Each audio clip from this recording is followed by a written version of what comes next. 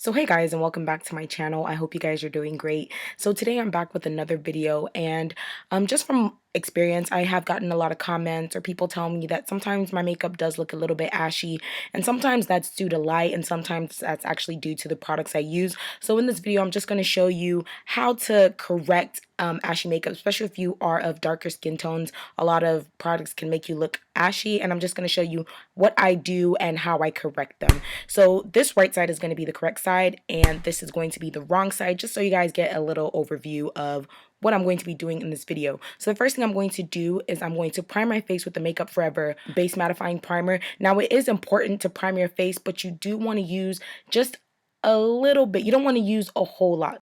So on this side, I'm just using a good amount, not too much.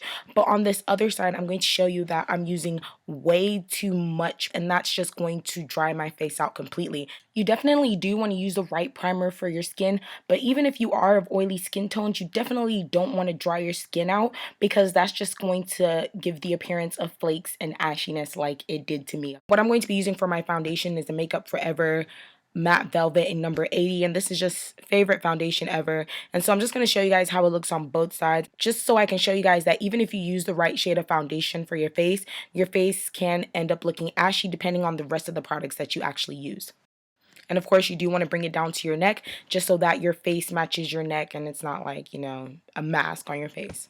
So now I'm going to be using my Kat Von D Lockit Tattoo Concealer on the left side of my face. And you just want to use a concealer that is a little bit lighter than your skin tone. You don't want to go too light with that, which is what I'm actually going to do on the wrong side of my face. So you just want to put a little bit, not too much, and then you're just going to take what I do anyway, is I take my finger and I just warm up the product on my face and spread it around, and then I go ahead and just blend it in with my beauty blender.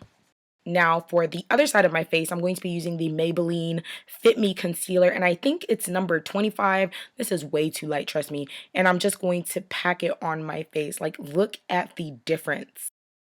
Putting too much product, especially if it's not the right product, can definitely make your face appear more white, and that's definitely not what you're going for. You want your makeup to look as seamless as possible. So I'm just going to buff that out with my beauty blender, but as you can see, yeah, it's not looking too good right now.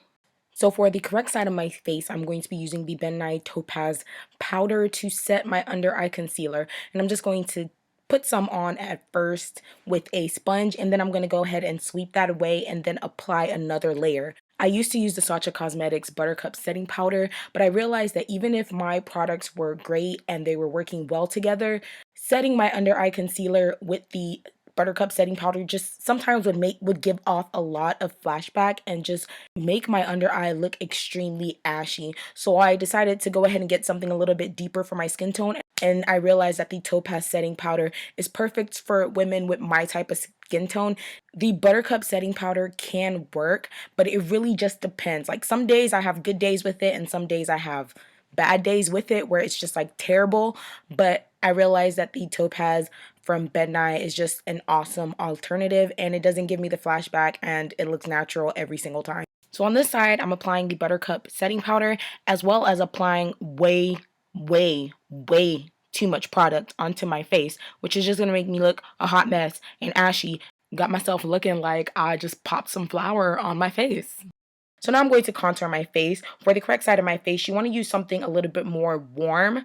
You don't want to use a contouring powder that's too dark. So I'm using the CoverGirl Ebony Bronzer, and I'm just taking a light amount, and I'm just putting that around my temples and my cheekbones just to carve out my face, but not too much.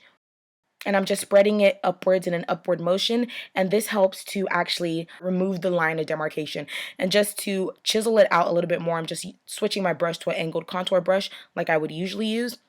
Now for the other side, I'm using, this actually worked for me really well before. I'm using the Maybelline eyeshadow in Nutmeg that I used to use before, and I still do use it, but the problem with this side is that I'm putting on way too much, and I'm not really guided about how I put it on my face. So you end up seeing like the black coming down a whole lot more than the other side. So it looks really ashy, especially because I'm using way too much product and because I'm not applying it in the proper way. So while this side looks really nice and chiseled, this side just looks like I just splashed some dark stuff on my face.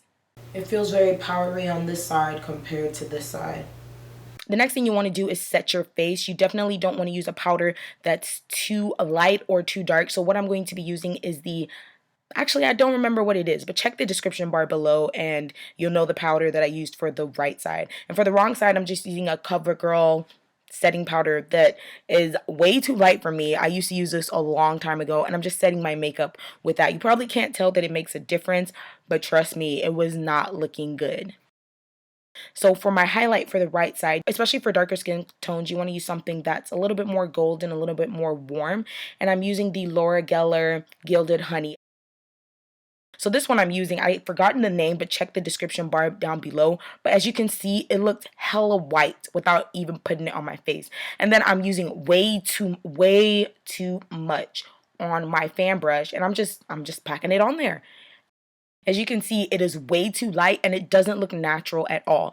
Next, I'm going to be blushing up my face, and I'm going to be using the Wet n Wild Mellow Mauve blush right above where I would apply like my contour, just to warm up my cheekbones, and it blends a whole lot better. For the other side, I'm using the same blush, but I'm using way too much, and then I'm smiling way too hard. So I end up applying way too much product in one area, and it just makes me look like a clown, which I really don't know why I ever thought that was okay. So the last thing I did was just to spray the correct side of my face with a setting spray, and the one that I used is the Skindinavia finishing spray, and that just melts everything together and makes everything blend flawlessly, while the other side I did not put any finishing spray whatsoever.